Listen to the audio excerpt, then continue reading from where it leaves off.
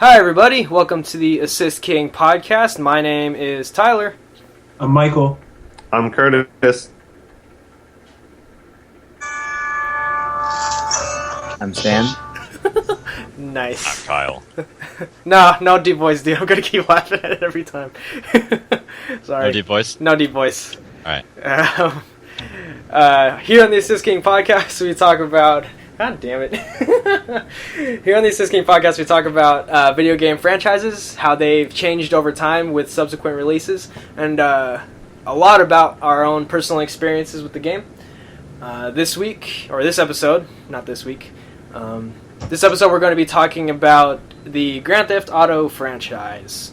So I personally have played a little bit of GTA Vice City and San Andreas, and nothing past that or before that. Michael, what have you played?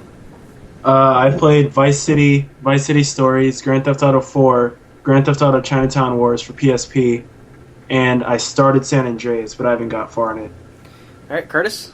I touched the top-down ones. Like inappropriately, or... I'm going to make that joke every single time you say it. Very, very inappropriately I touched them.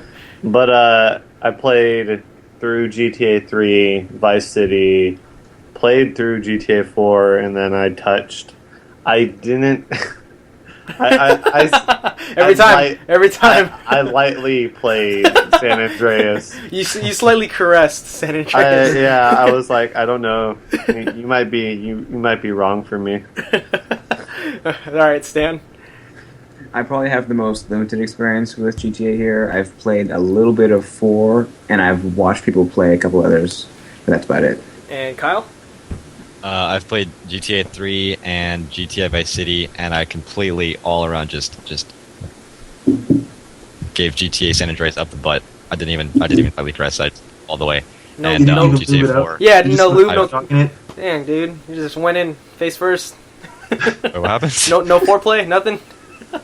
And I experimented a little bit with GTA 4. We had some fun times. Okay, all right. What kind of experimentation? Exactly what you're thinking. Oh, you gotta go. You already got us going. What kind of experimentation were you doing, man?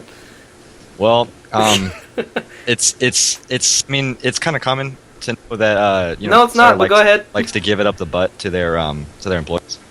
Okay. And so naturally, I mean, GTA 4 was already comfortable with taking up the butt. So we had to try some really, really off topic things. It was weird. It was really weird. But I mean, GTA 4 is a good sport. Okay. You legitimately just talked about having sex with your disc. That's just like... I mean, if you fit, I guess don't knock it till you try it, right? Yeah.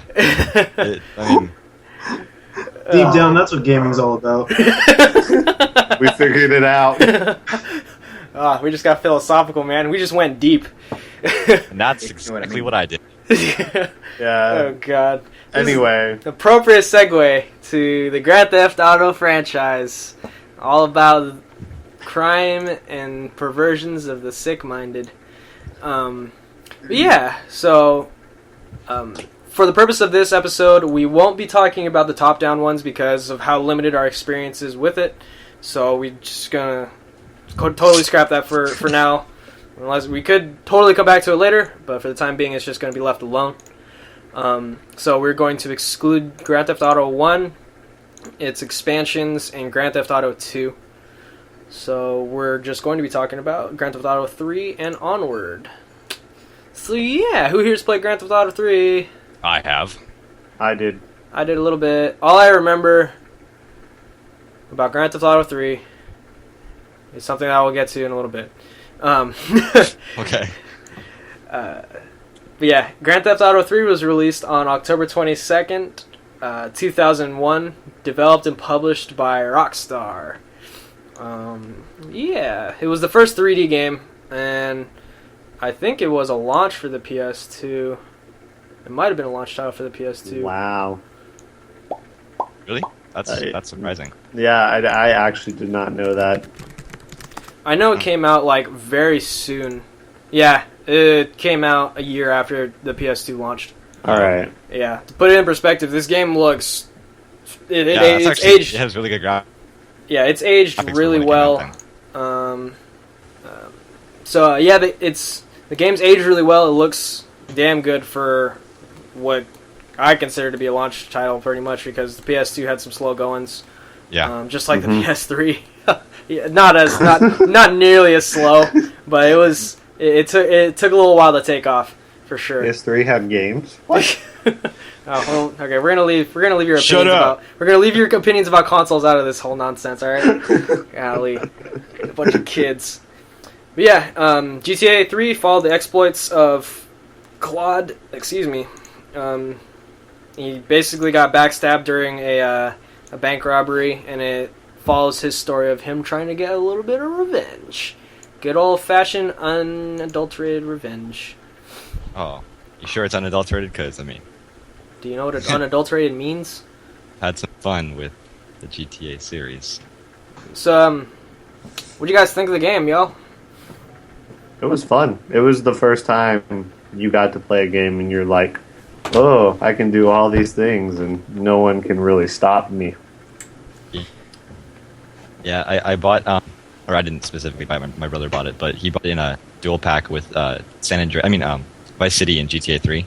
And it was the first time I had ever played a free roam game, and at the time I didn't know what free roam games were. So it didn't occur to me until like 3 years later that I had played a free roam game. But yeah, it was pretty cool. Yeah, that's another thing. Like, that was a big game for its scale. Like back then, that was a really big game. Like people could literally just, whenever they wanted to, they could just go adventuring and like not stop. And beat up hookers and that cool stuff. It's one of those games where different things have different meanings, or like have different not reasons, but like you do certain things to accomplish other things. So like you paying money to get with a hooker, GTA, you get health back. Getting dropped by the cops, or getting killed, or getting caught by the cops and arrested, or getting killed was game over. Though you did if you died, you respawned at the hospital, and if you got arrested, you respawned at the Police station. At the police station of the section of Liberty City that you were in. And the weird thing was, or not the weird thing, but the cool thing that they did with the cops is that they stripped you of all of your weapons after they arrested you. I was about to ask, did they do that in, like, I can't remember if they actually did that in GTA 3. Yeah, they took your guns away, and you had to start fresh. Oh, when we get to San Andreas, we'll talk about that's still something annoying today, though. Yeah. So yeah, we'll move on to we'll cover these games super quick so we could generalize a little bit of everything as we go. The next game to release after that was Grand Theft Auto Vice City. This was the Tommy Vercetti one. Yeah. Hell yeah, it was. Okay. Yeah, that was. I played this one a lot. Yeah, exactly. Grand Theft Auto Vice City was released October 27th, 2002. Also developed and published by Rockstar. And this was the initial release was on the PS2, so it was almost exactly a 1 year release cycle, or production cycle. So that's pretty impressive. sweet. Yeah, that's pretty cool. Yeah, it was exactly a year later. Is this when Grand Theft Auto started picking up steam and like all the news people started complaining? I think 3 was when people started complaining, and then people kept complaining as more games came out. It got really bad. We'll get into San Andreas, but it got really bad when I got to San Andreas. I'm pretty sure everyone knows what happened, but we'll touch on it. We'll dabble in it a little lightly when we get to it. But GTA Vice City followed the story of Tommy Vercetti. Let's see. It took place in the 70s and 80s. Or 70s? 80s? Oh, It was yeah. 80s. 80s, Yeah, it was the 80s. It took place in the 80s, which is... And that made a Good times. badass setting for the area around. Dude, everything was like in neon, Vice. pink, blue, orange, you name Yeah, it. dude, it was Everything totally- was super saturated. Just really cool. I love that though. Like that whole just 80s feel to it made it like that. Like made playing it like 20 times more better. More better. More better, yeah. Or better. Noob. But no, like you'd be driving, like you would steal like the Lambo, or that they call it the Infernus in the game. You'd steal one of those, and then you could drive down like Miami's Avenue, and then just like enjoy that. Like that was some of the funnest things. One of the funnest things to do in that game was just to drive around in the cool cars. Uh-huh. Yeah. The game followed Tommy Vercetti as he basically created his own. He created his own crime family, and through the game, as the game progressed, he started pulling off more gigs, more crimes to grow his reputation and power in Vice City, which was should talk about how basically in each Grand Theft Auto each setting is the equivalent of a place in the United States. So Grand Theft Auto 3 took place in Liberty City, which is the Grand Theft Auto equivalent of New York. Vice City takes place in, obviously, Vice City, which is Florida, Miami specifically, Dade County. And then we'll get to the next ones as we get to them. Yeah. But yeah, I think... Did it add auto aim? I don't know what... I think it did. How much did they add between games? I don't think it was a lot, honestly. I think I really don't. I think for the most Vice City, Tommy actually had a voice actor. That's right. GTA 3 didn't have a voice actor for the main character. Yeah, Claude didn't was a mute. He physically was a mute, not because there was it was a choice on their part. He physically was a mute. Yeah, what did they add? Wait, interesting. So how did that like affect the story? Basically, it was less about Claude influencing how things panned out. Of course, he had his own motivations, but he basically was a gun for hire. Okay. So he was just like, he went to the job, got the job, did the job, and then returned back for his reward, for better or for worse. Yeah. Yeah, it was a weird thing because it's not like how in like Half-Life 2 you play as the voiceless Gordon Freeman. Yeah. Because you could see you see physically through cutscenes how Claude reacts. Not like how in Half-Life you play as Gordon Freeman the entire way. You're in his point of view the entire time. So however he reacts is the way you're reacting in a genuine way. But you get to see how like what Claude does like in cutscenes and like what shootouts he gets into as a result of a cutscene sort of thing. But come to Vice City, Tommy Vercetti was his own character. He definitely set himself apart as an individual in this world, as opposed to just being another guy trying to get by. We'll read a little trivia about Tommy Vercetti. Tommy is the only verbal protagonist that does not say the word fuck. That is somewhat ironic, since Tommy is based on Scarface, the Scarface character Tony Montana from Scarface, and who used the word fuck in various variations no fewer than 182 times during the course of the movie. However, Tommy does use the word prick more often in his speech, also along with other words. That's other words, just like the and thank you. And a. Hi. I doubt he even said hi. I probably did. Yeah. I mean, we're talking about the 80s, and he's Italian. Yep, he's definitely Italian. I still think he's possibly one of the most badass characters out of the franchise. Yeah, because he ends up becoming a mob boss, a cartel.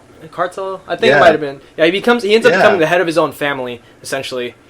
Like because he gets a huge gang, and the biggest gameplay thing from Grand Theft Auto 3 to Vice City was that you had to manage like homesteads and businesses as the game went on. Like the more territory you got, the more things you had to be responsible for, and like because they were your source of that's one thing in Grand Theft Auto that manages well, is that the later in the game you go, the more money you get. based on the jobs that you do, mini games, and especially in Vice City, where you had and owned businesses and property, so your income was constantly flowing in from these places, which is totally sweet. And it was important to be able to accomplish certain things in the game. I'm guessing, I don't remember, but you had to have the money to do certain things or to be able to, get the most expensive stuff. Right. Yeah. So we'll move on to probably the most controversial out of all of these, I would say. You know what it is. You know what I'm talking about. What are you talking about? It is No idea. Grand Theft Auto That San Andreas. That game's controversial. What? It was actually, my mom didn't want me to get the game because she thought it taught bad lessons, and that comes from she let me play Red Faction 2 when I was like 6 years old, and she wouldn't let me get she wouldn't let me get San Andreas. The same thing happened I to me, did get it a long time later. Oh my God! Shut up, Kyle. Jesus. You gotta wait. So anyway, the other day I was going to the store. You just have to wait, Michael. Go ahead. Okay, guys. Okay. So it was like one Christmas. It was the Christmas San Andreas came out, and I asked my mom to get it for me for Christmas, and she told me that she had gone to the store and like the guy at the counter had told her what was in the game, and then from that day on, my mom never let me buy M-rated games ever again. So I had to wait till I was I had to wait till I was like 17. I think San Andreas is almost the epitome of what can be in an M-rated game, or what consists of an M-rated game. The only thing I didn't have was nudity, ironically. Yeah, it had everything else. See, like, I had a... Hold on, before you start. Grand Theft Auto San Andreas was released on the PS2 October 26th, 2004, so a 2-year development cycle, I think, because... They had to hide a lot of things. No, they did have to dial it. I know when they released it, they had to dial back a lot of content. Yeah. I think it might have gotten adult only for a little bit there, and then they pulled back a little bit. Oh, and they were working on what game was that? But go ahead, continue your thought. I'll come back. Well, like we were talking about the whole like parent thing with Grand Theft Auto. That happened with me with Vice City. It was the funniest thing. Like my mom, she hated Vice City because there was like that was the first time there was like I think strippers in it in a video game, and like they weren't even anything special. They were literally just like blocks, like dancing in a circle. Yeah. My mom thought that was like it was funny. She didn't want me to play. She was like, "You're gonna grow up to be a bad person," and I was like, "No, I'm not." Yeah, that's exactly how my mom was. If Like anything, I said, it was sorry. It was weird because like I had parents who honestly I never got told I couldn't play a game no matter how bad it was. yeah, exactly. Except for San Andreas. That was the only game. Because like the media just blew it up. That's the only thing. Media just blew up. Well, so let's talk about that. Should we just go straight into why it was just so controversial? Let me finish my thought, though. The reason they did not release... They didn't have a 1-year production cycle for this game was because they released Manhunt in 2003. Oh, I also... Yes, okay. I could play Manhunt, but I couldn't play GTA San Andreas. Really? Wow. Yes. You could play the original uncensored Manhunt, but not GTA San Not the Andreas? original uncensored. I never played the adult-only version. Yeah, the adult-only version was never released. That was the thing, because it's against the rules. It's against the law to release that. Release an adult-only game. What? Really? Yeah. Well, it's not against the law. It's just a lot of the retailers won't sell that's it. AO games. The thing that makes me laugh is Manhunt got an AO rating, and then now we have a game called Gears of War, which is like 20 times worse than the stuff that was in Manhunt. So, Manhunt was released as an adult-only rated game by the MPAA. Or no, excuse me, that's movies. MSRB. And no one put it on their shelves because it was an AO game. They had, I guess, retailers had a policy about not selling adult-only rated games. So they had to reel that one back, cut out all the bad stuffs, or like the worst stuffs, because they kept the bad stuff. Censor things. Yeah, they had to censor it quite a bit and release it as a rated M game. That was Manhunt. But going back to what we're saying, Grand Theft Auto San Andreas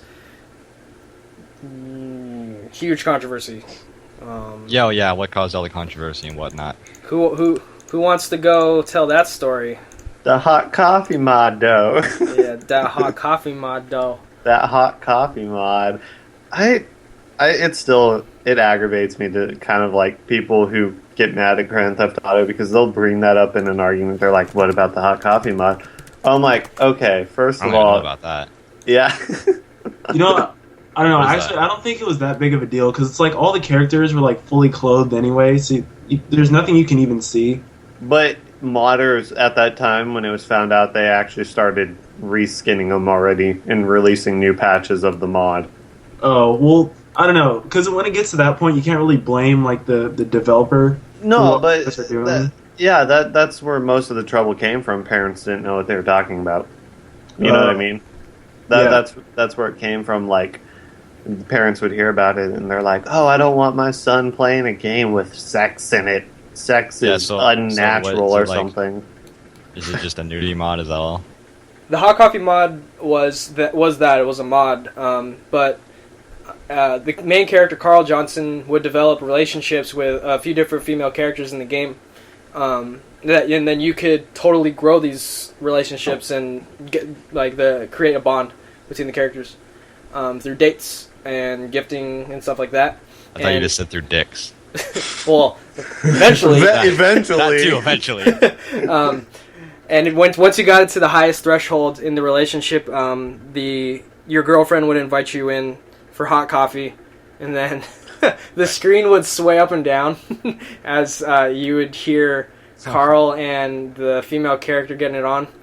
And but there was programming in the game that made that event a minigame, and it was in the code for the PlayStation 2 and Xbox versions of the game, and it was completely disabled for the PC version. Much later down the line when that was released, because it wasn't released in the same window.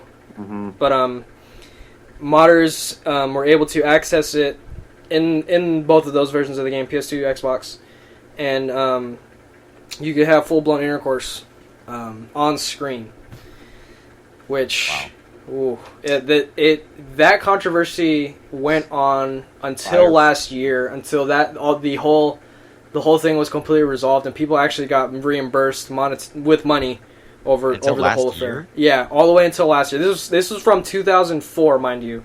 Wow. Yeah. People are that stubborn about it. It's not that people were that stubborn. It's that the case took that long to develop, I guess. Oh, okay, I see what you mean. Yeah. Yeah, because there was a lot of people affected by it. So you could have if based on the meeting certain criteria of their sentence, of the judge's sentence, you could be reimbursed with a certain amount of money because of this. if you owned a copy of that's so of the game. The people who encountered this were people who intentionally modded the game in order for that's the thing though. That's what pisses me off. It wasn't those people that were mad though. It was the parents.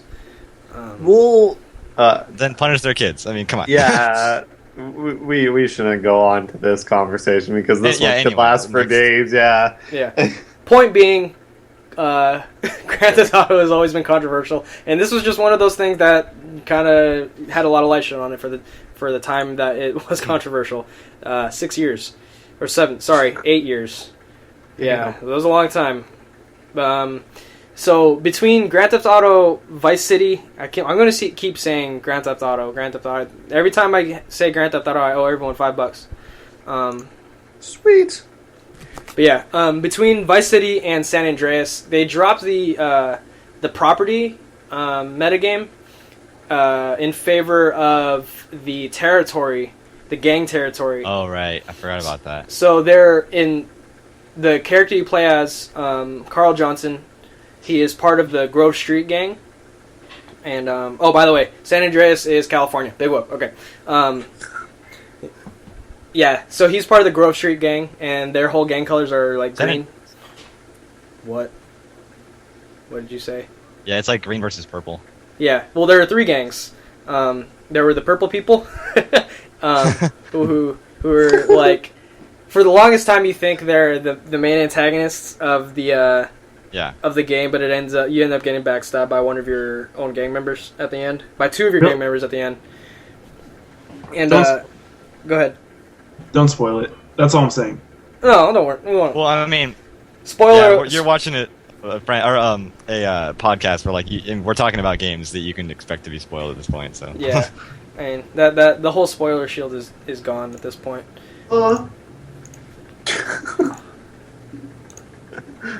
Anywho, Yeah, so I added turf war gang territory warfare. Yeah. So it was between the Grove Street gang, which Carl represented, the Purple People, whose gang I don't recall. Let me look.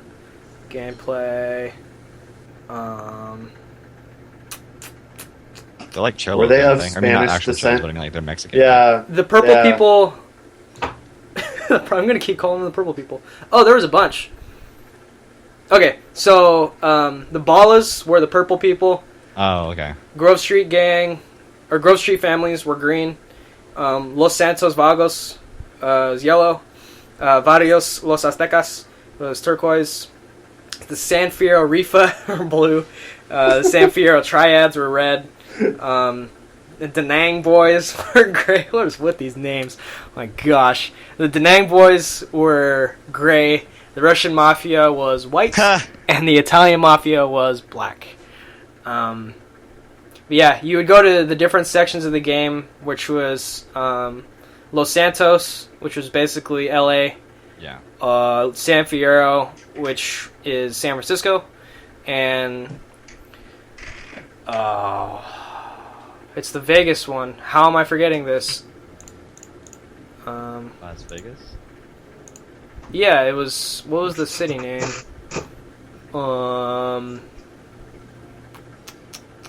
San Fierro, Nope, that was. I said that one. Las Venturas. Yeah, there you go. Las Venturas was Las Vegas. Oh yeah. Okay. Okay. Oh. Yeah, but what was cool about the gang warfare is that you you could totally do it as a one-man army, but you were part of a gang, so you could go around and pick up gang members, load up into your car, as many Yeah. people as you could fit into your car, and on the mini map you could see how the areas were divided up, and you could. And at one point, your gang territory might be attacked, or you could go take over another person or another gang's territory. You would go in and start a ruckus, and if you were defending, you had to basically fight off a couple waves of the opposing gang, and to fight for your territory. And you had to do this all over the map, the world map, which, by the way, is the biggest world map to date for Grand Theft Auto. Wow, is it really? Yeah, it's the don't know how many square miles it is. Yeah, it was pretty sweet, dude. Say that on the wiki or something. No, I've known this as a fact.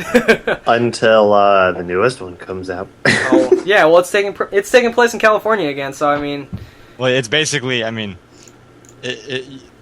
you can assume it's basically a remake of San Andreas. I mean, of course, not the same story. But They said it's 2 Red Dead Redemption maps and Vice City. oh, that's the size of it. yeah, That's the size of it. that's Wow. damn huge.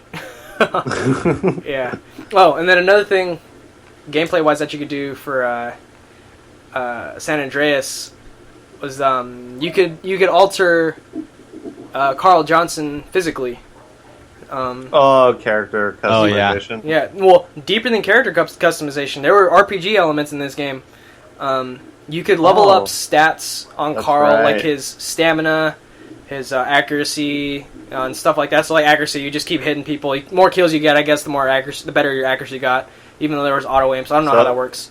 Can that game be considered a third-person RPG? In some ways, yeah.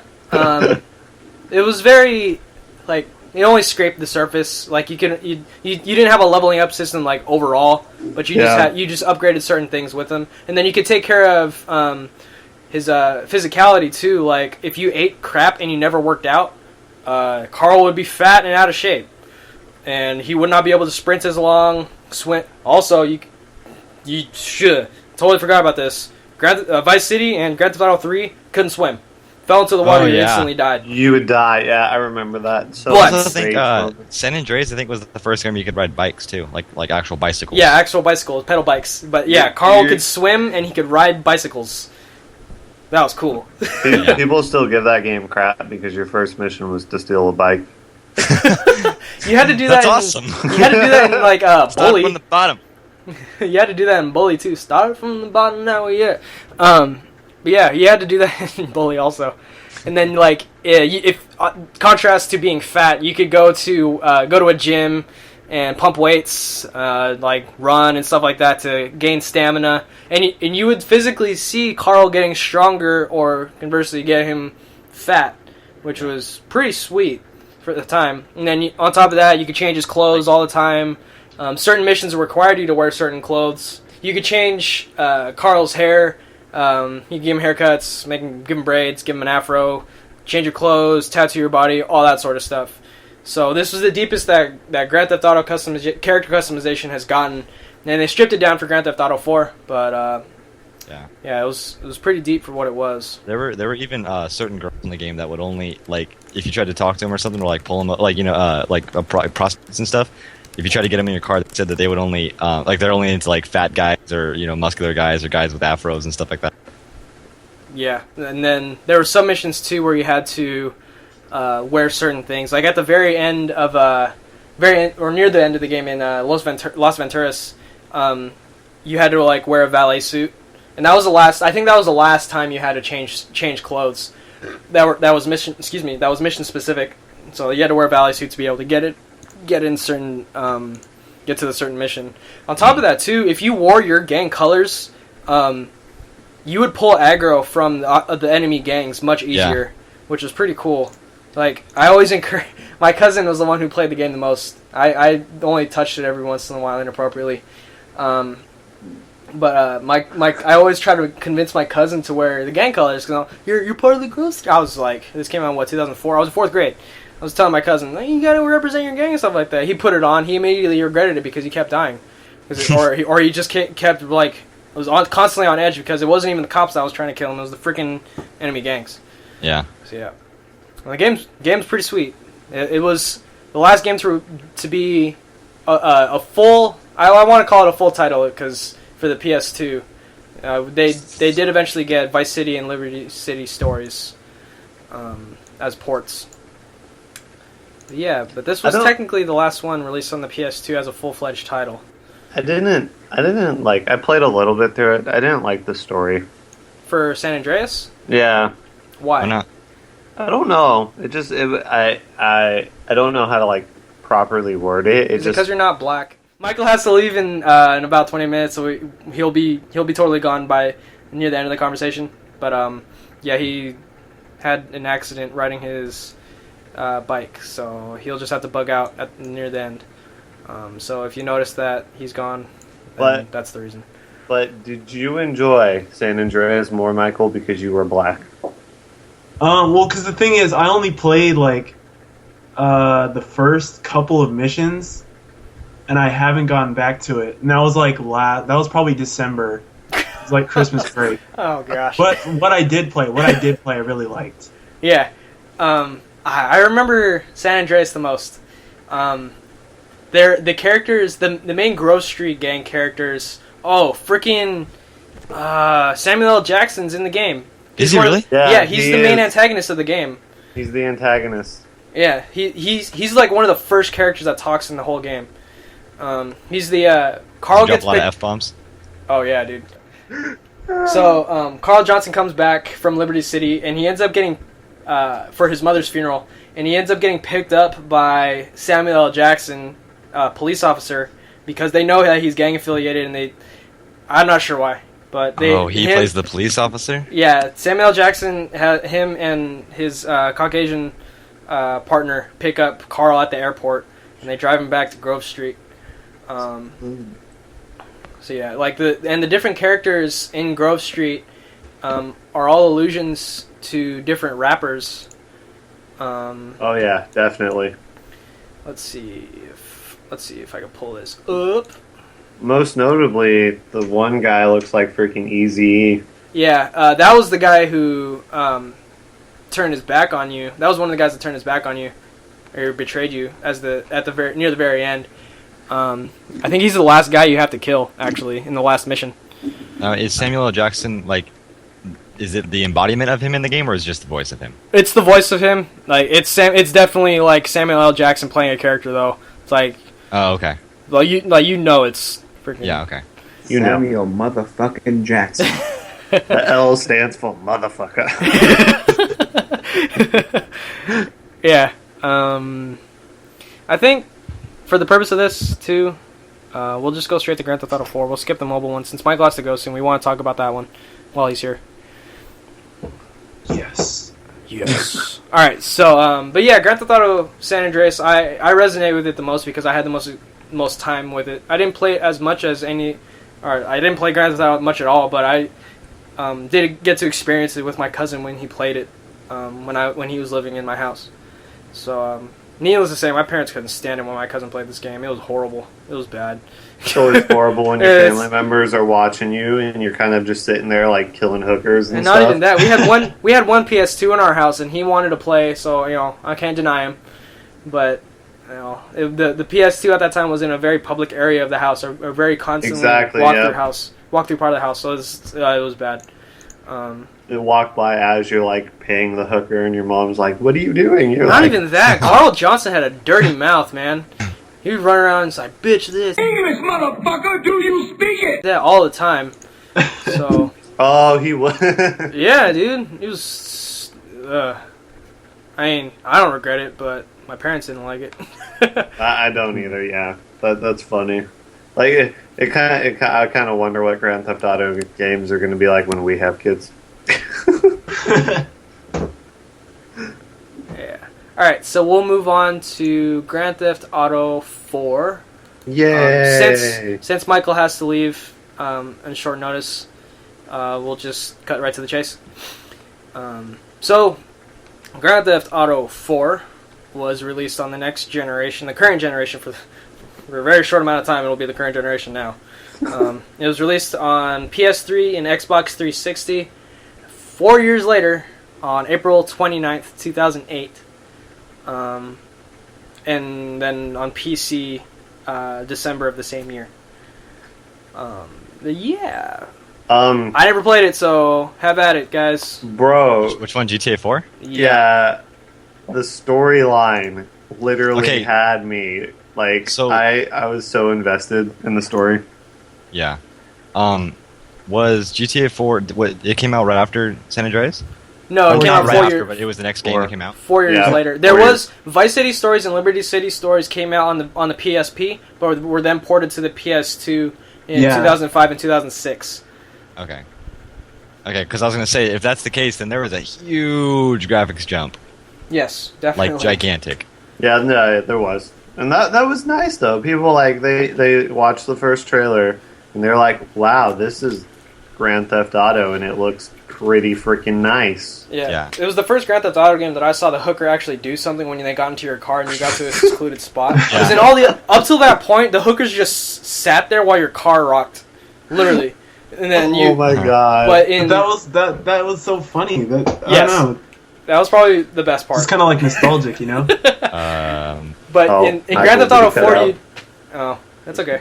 But in Grand Theft Auto 4, you would pick them up, and you could pay them to do specific things. It would be Bro, it would one of be three like things. it would be like different levels. You could be like, oh, can I get a number one or like a combo meal? And like as you go up, it just got better and better. Can you supersize I don't know that? if you want the meal. That's kind of a... I want they're the ones supposed to be mealing. Gross. I want the McFlurry, please. I want the McFlurry. Oh, God. Can I get a Big Mac? McFlurry. Gosh, what would chicken nuggets be? Can I get a dipped cone?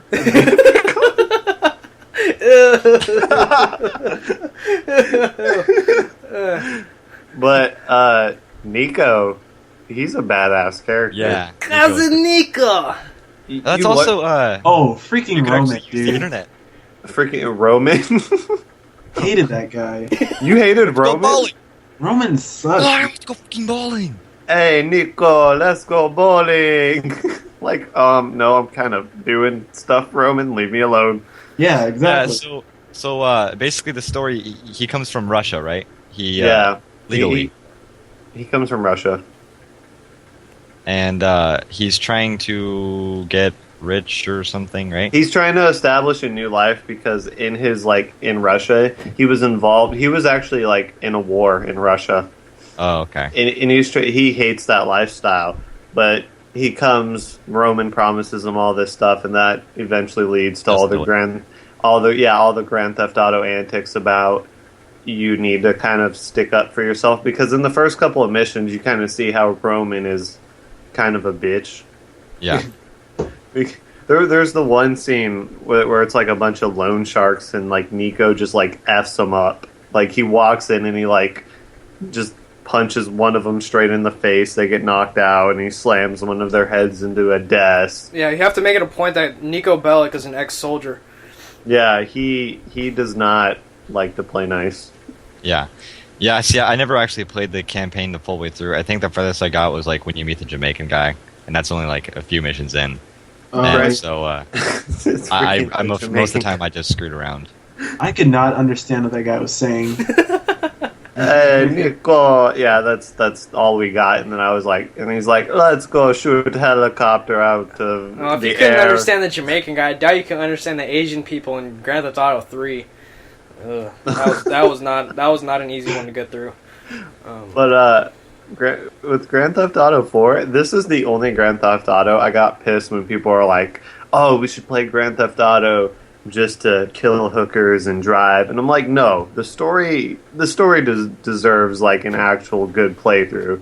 Well, Because then you're not going to like me, because all I did was just play and kill no, don't say that. But Grand Theft Auto 4, I honestly loved it because of its story. And then when I was done with the story, that's when I started killing a bunch of hookers and stuff. Yeah, one thing that Grand Theft Auto has done right, non-stop, every single release, is that you don't have to get. You're not necessarily going to get the full experience of Grand Theft Auto, but you could totally just drop whatever the main focus of the story, completely abandon it, and wreak havoc. And over just everything. have fun for a little bit. Just relax. Yeah, And I think something, I'd actually it never occurred to me until just now. The star system is a very good idea, because every time I do that, the only thing I'm trying to do is get 6 stars, because it's actually a task, you know? Yeah, no, it's like literally you sit there and you're like, I just blew up 5 SWAT vans. Come on, where's the FBI at? Like, Yeah, I know. Just getting mad. So Like, what? There's like a what checklist is of things you have to do. what is each star level?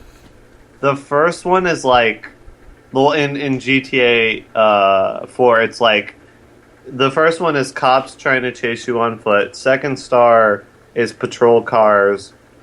And then the third star is more patrol cars. And a helicopter. Helicopters. In the helicopter. The fourth one, they pull out like the Humvees. Wait, yeah, do they? fourth is SWAT.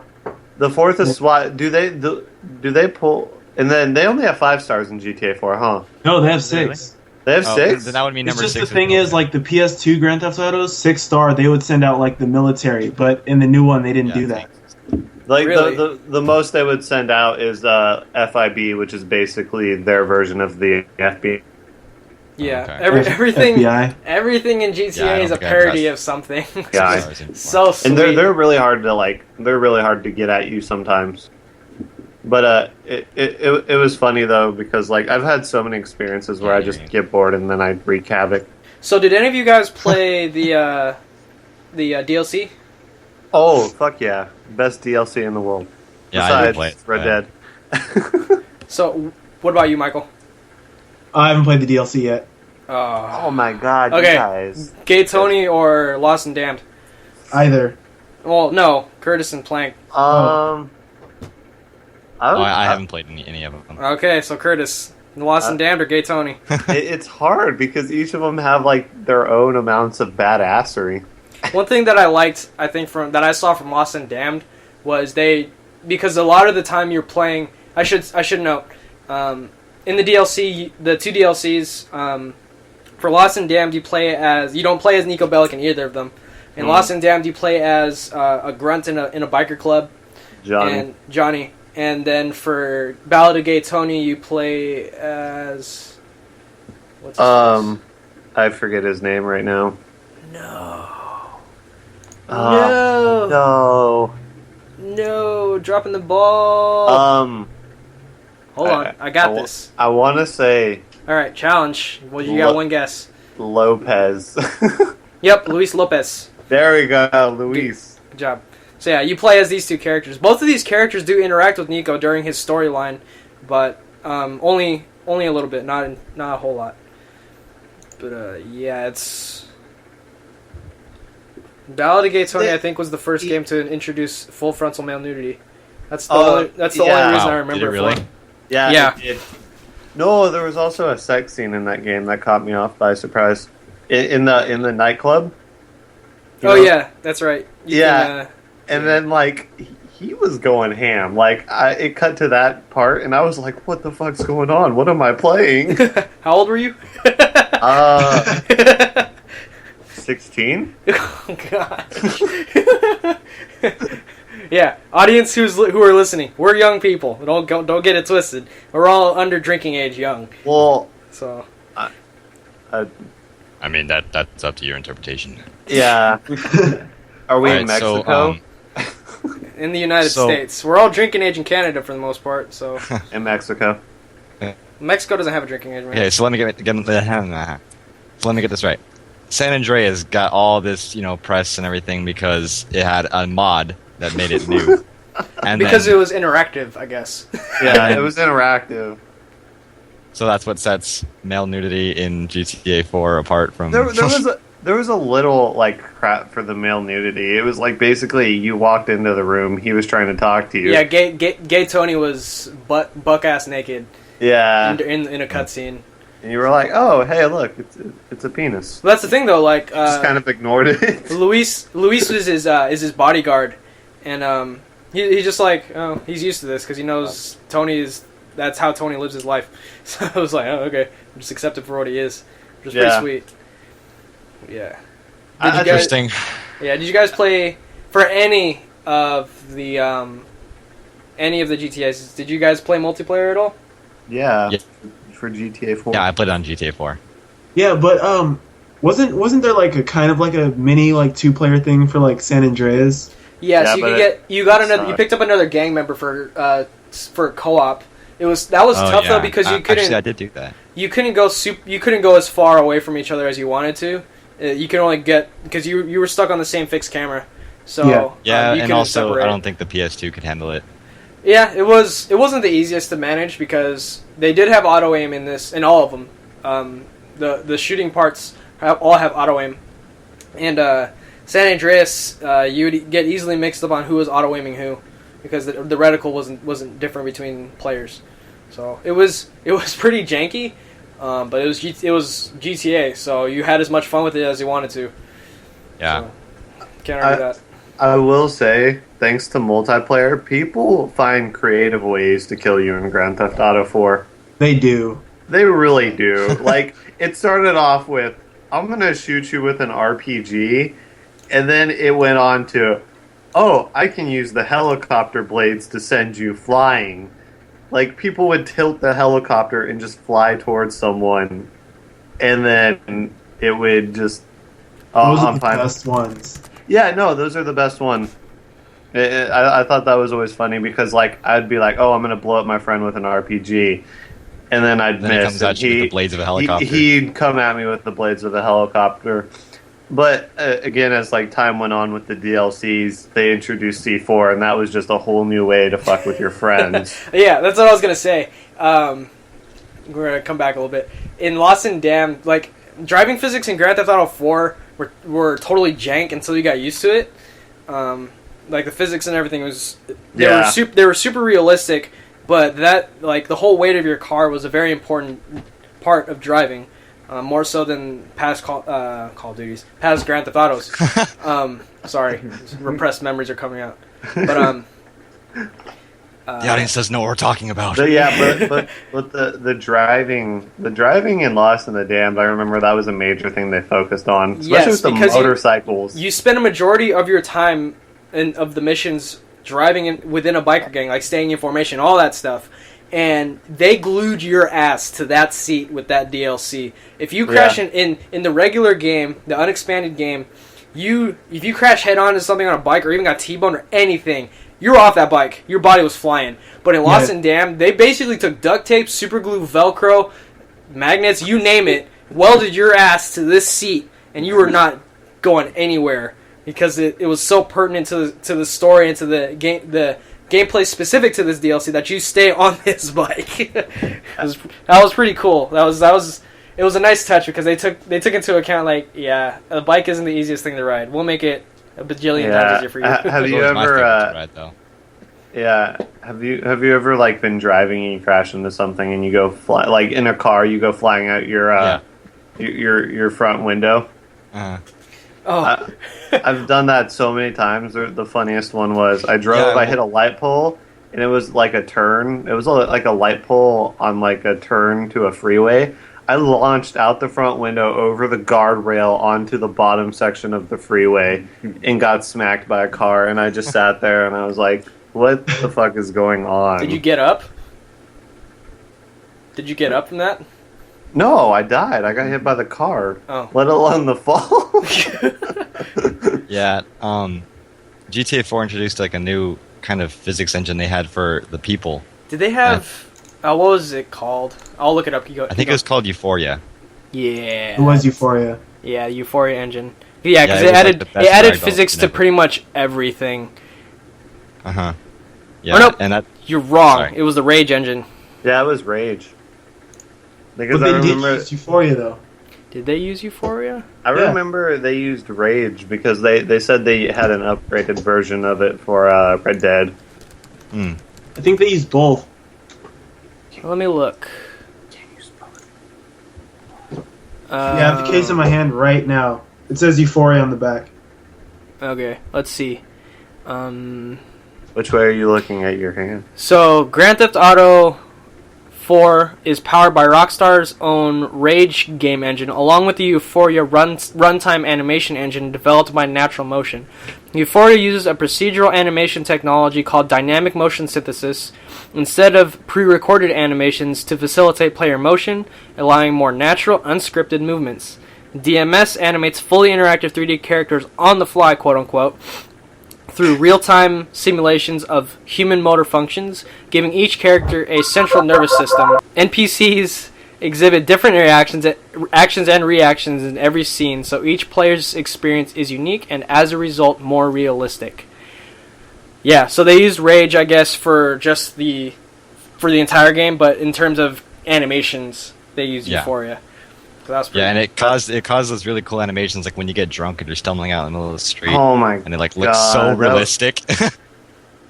Annoying whenever you got drunk in that game.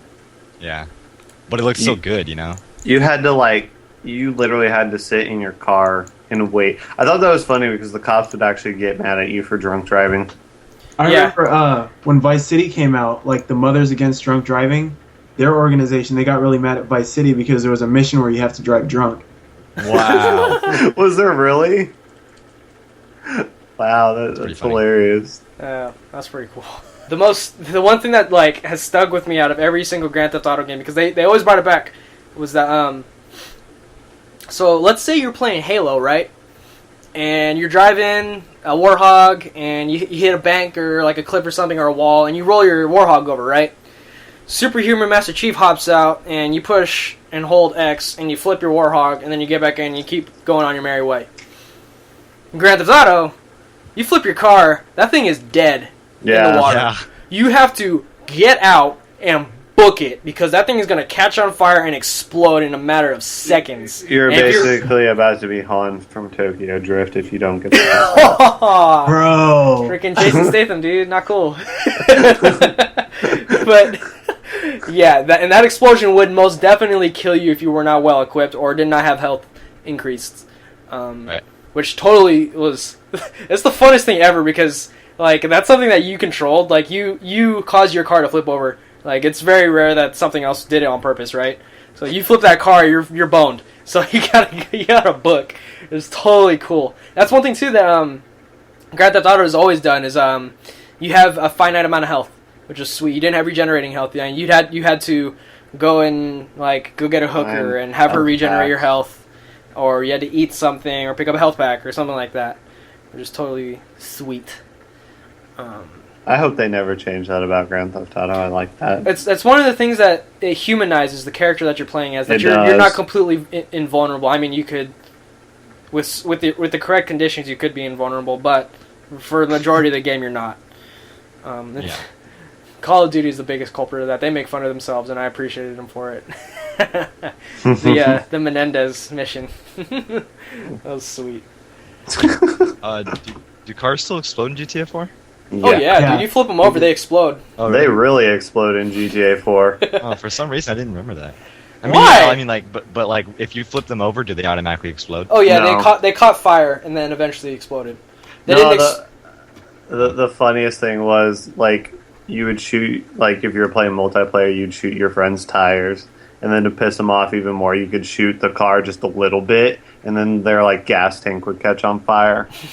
And then they would have to, like, abandon it while driving. Yeah, that was one thing that was pretty cool. Yeah, they actually.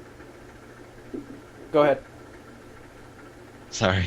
No, it's okay. They actually had like a really cool system because you could actually if you were like burning rubber, you could actually pop your tires. Oh, yeah, that's right. I Yeah, remember it is that. true. So if you get like a really fast car and you're going, eventually you will pop your tires and you won't be able to drive anymore. So good job. It's pretty funny. Yeah, that's pretty sweet that they added that because it just just added to the immersion. So I'm gonna ask you guys a few questions. Yeah. Specific to this genre.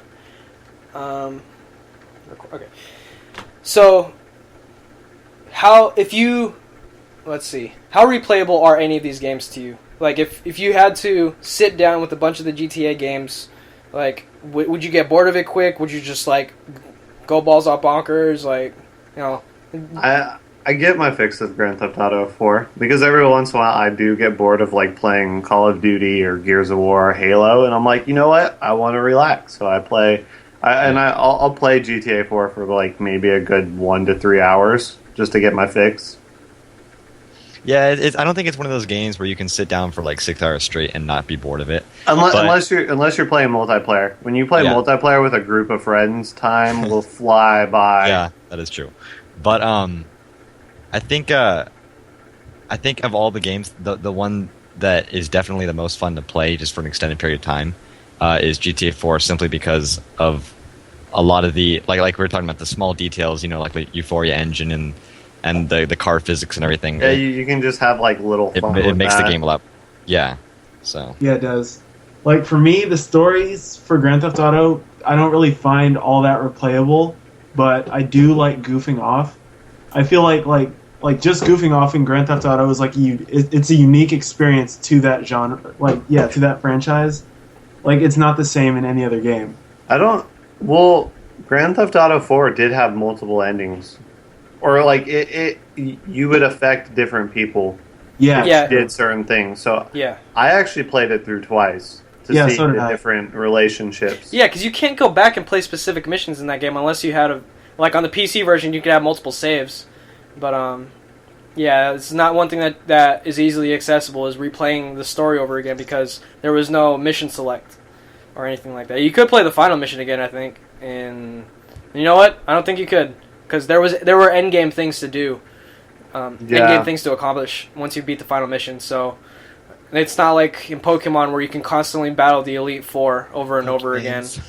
Yeah, so but that was one thing that was cool is that you're done and your effect, or you've made your mark on the land, and now you're left with whatever you want to do. The world is your oyster at the end of the game, which is pretty sweet. Yeah. That's always nice for open world games. So we're coming to the conclusion of this episode. Michael, which game would you pick out of all of the ones that you played, even the ones we didn't talk about? Which one would you pick to go back to and play again, or recommend to anyone who has never played them before? I want to say Grand Theft Auto because that's I'm not Grand Theft Auto, Grand Theft Auto 4 because that's the one that's most fresh in my memory. But from like majority, I've heard that people like San Andreas' story the best. But I'm gonna go ahead and recommend Grand Theft Auto 4. just because I like the physics, and I don't know. I think it's well adjusted for the modern gaming world. Yeah, that's one thing you have to take into consideration is that the audience, the gaming audience, and the hardcore gamers have changed. Yeah. There are people who appreciate the old stuff, and there are people who like want to get the next best shiny piece of thing. Yeah. So, but that being said, it's totally your opinion. Curtis, what would you think? What do you have to? What's your favorite? As much as I love number 4, I would have to say Vice City because that's where it all started for me. For nostalgia's sake. That's where the insanity started. If you had to recall one thing out of all the stuff that you did in that game, can you think of one? There was a mission, or it was in like an ice cream place, and it looked like a pair of boobs. Okay, that works. That's what I remember. Hey, when did that game come out? 2003? Fucking second grade, dude. Ain't gonna hold it against you. All right, Kyle. What do you think? Which game would you have to go back to? I think if someone has never played the game yet, I would definitely say to start with GTA 4 because it's a modern version of the GTA series. It's got a lot of modern aspects to it, and overall, I think it's a really well-rounded game. And also, I got to give it credit for putting up with all the things that it's being a good sport. He and I, we had some fun together. In our past, so. Hot good. Oh, there actually is a reference to hot coffee in that game. There's an achievement. Oh, really? Is it really? Yeah, it's like your first time you like have sex with a chick, like an actual girl and not just a hooker. It's called warm coffee. Oh yeah. Isn't there like a dildo in the police station bathroom or something? Oh yeah, in San Andreas, if you get arrested in Los Santos, you could go back into the police station, into the locker room and the showers, and there's a big purple dildo in the back. Yeah. Wait, is that why you can beat people up with it? Is that why the dildo sword in freaking Saints Row? Is that why it's purple? Maybe, but you know. could walk around with the dildo equipped and like. You would. It's funny. The animation for this is so funny. I'll try to describe it the best way I can. So you would run around. It's like a baseball bat. It's just a blunt object, and you could hit people with it to death. But when you pinned them on the ground, you would. Carl Johnson would straddle him and put his hand on their throat, and he's basically like wiping it across their face. It was so funny. He's not even like beating him, like winding up and beating him. He's like going side to side. It was the silliest thing ever. In GTA 4, there's actually like a porno shop that you can go to, and there's a bunch of them.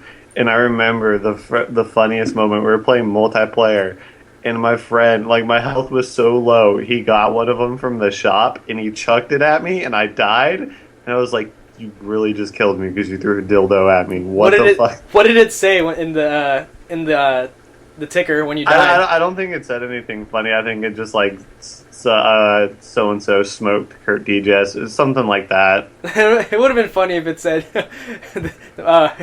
"This guy just fucked up Curtis." Pulverized or something like that. Ew. All right, Stan. Based on what you heard, what game would you have to play first out of all of these? Well, when I first started playing 4, that's really the only one I've played. I felt it was really easy to start. I mean, it wasn't confusing. I mean, all the missions were pretty straightforward. I mean, you could either do these missions or just kind of screw around in the free roam. So I'd have to say 4 just from what I've heard and what I've experienced personally too. Okay. I would probably have to go to Vice City. Fuck yeah. Oh yeah. Mainly, it's not so much because it's the best game or like it's the epitome of the franchise or anything like that. I'd probably have to state, in my opinion, that Grand Theft Auto 4 is most likely the epitome of the series. If you had to pick one out of all the ones that are like, that's the one that you could go to get the full Grand Theft Auto experience. Yeah. But the time period, I wish I grew up in the freaking 70s, 80s. I know. Mostly So because much of the music. cocaine. Not even that. Just the music. Just the music. like sets the whole thing apart. It was. Dude. They had a lot of good music. Vice City had the best soundtrack. It Yeah. It did. Freaking I think the trailers for that game played Flock of Seagulls for the trailer, for the gameplay trailer. Is it sad that that's like the number one played song on my iTunes playlist? No, not at all. Not at all. It just reflects how much you love that game like I do. I love that freaking game because of that song. That song in that game. Yeah. It was pretty sweet, dude. Alright. So that concludes this episode of the Assist King podcast. If you guys like what you hear, leave a comment on the YouTube recording or the YouTube video or on Podomatic. Follow us or like us on Facebook at facebook.com/AssistKingPodcast. Subscribe to our YouTube channel, youtube.com/AssistKingPodcast. You guys want to plug your shit? I want to plug your shit. No, you don't. I guess I'll go first. Follow me on Twitter at KurtDJS15. No one else really. Yeah, I'll go. You can follow me on Twitter at .canvas, DOCKANVAS. Not Dick don't have a Canvas. Twitter, so. Not Dick Canvas. Doc Canvas. Like Are you doctor. gonna like link us in like the description below? Why not? All yeah, right. go ahead. Click the shit below. Because I didn't even like spell out mine. No, it's all good. But yeah, the YouTube video will have the links. You can find a bunch of behind the scenes stuff eventually once I start uploading on there. You can find a bunch of behind the scenes stuff on the YouTube channel, and we'll keep you up to date on recordings, stuff we're working on. If anyone wants to do a shameless plug for anything on the Facebook page, that's what it's there for. But leave your input on the Facebook page and the YouTube video. Tell us what you think. Keep it tame, keep it friendly, for the sake of the younger people in our group. In the cast. I'm sure they can handle it, but we gotta be respectful. So thank you guys for listening, and stay tuned in 2 weeks. And our next episode will be... No, I'm not gonna do that. No. Shout out. You really just said that. Whatever, dude. Hot coffee? Hot coffee? Real life hot coffee? Gosh, what was I going to say? Oh, the next episode that we're going to be doing, the next franchise we're going to be recording is Monster Hunter. One of us has made a gross error. No. You just spoiled. Oh my god. Why would you go do that? Don't do that. I got to redo it now. I got to redo this whole episode because of you. Or you could just edit that like 5 No, seconds. I got to record the whole episode. Michael, you're not going to the emergency room. I'm sorry. He's like, I'm dying. No, the next episode we're going to be putting out in 2 weeks is the Monster Hunter franchise. So we'll keep you informed, and stay tuned, guys. Thank you for listening. Say bye, everybody. Dubai. Bye, everybody. Dubai. Dubai, what the fuck? That's what Kyle said.